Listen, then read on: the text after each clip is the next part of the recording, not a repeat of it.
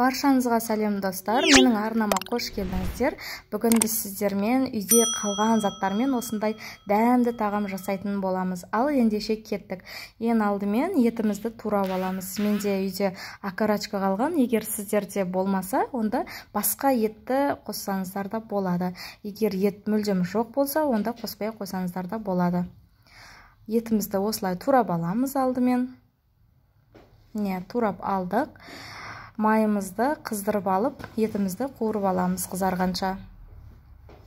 Оған дейін пиязымызды турап аламыз.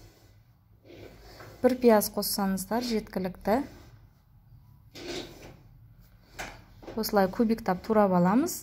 Қызарған окорочкамыздың үстіне, етіміздің үстіне пиязымызды салып, оны да қызарғанша қуырып аламыз. Енді менде мұнда баклажан қалған, тещин языктан қалған баклажанның шеттері. Міне, осыларды тастамай, осындай тамаққа қосып жіберсеңіздер болады. Осылай өте дәмді шығады.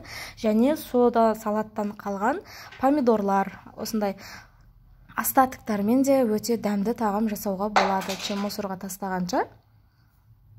Енді баклажанымызды тоже кубиктап турап аламыз.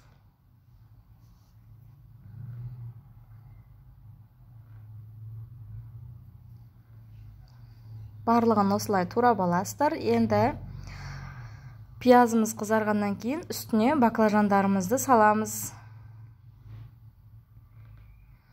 Баклажандарымызды да 2-3 минут қуырып аламыз араластырып.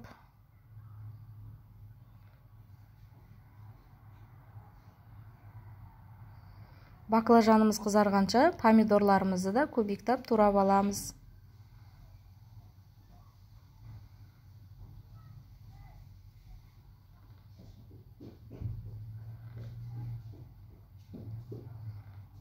Тұзымызды қосып жібереміз.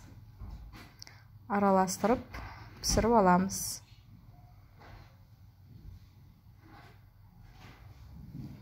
Қызарғаннан кейін помидорларымызды салып, қуырып аламыз, араластырып.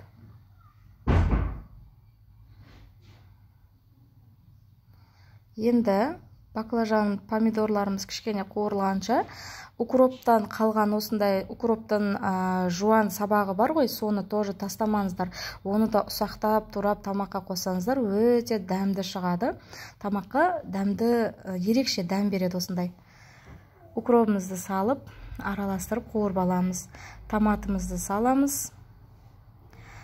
Барлығы жақсылап қуырылғаннан кейін үстіне кішкене шығып тұратындай етіп, суымызды құйып аламыз.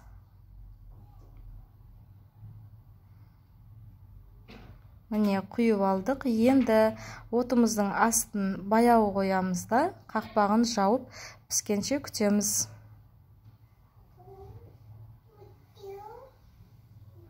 Пока біздің подливіміз дайын болғанша, енді лапшамыздың суын қайнатып қояйық.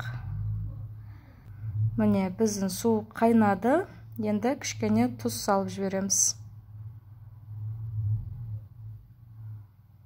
Қайнаған суымызға тұзымызды салып, енді лапшаларымызды салып аламыз. Мен осылай ұзын-ұзын етіп салдым. Егер сіздерге ыңғайсыз болса, ортасынан бөліп салсаңыздар да болады. Лапшаларымыз қайнағанша піскенше күтеміз. Міне достар, біздің тағамымыз дайын, өте дәмді болып шығады. Көрінісі де сондай әдемі. Видеоны соңына дейін қарағандарыңызға рахмет. Егер видео сіздерге ұнаған болса, лайк басып, комментарий қалдыруды ұмытпаңыздар. Және де менің арнама тіркеліп алыңыздар. Сіздермен болған Алмагүл, барлықтарыңызға рахмет.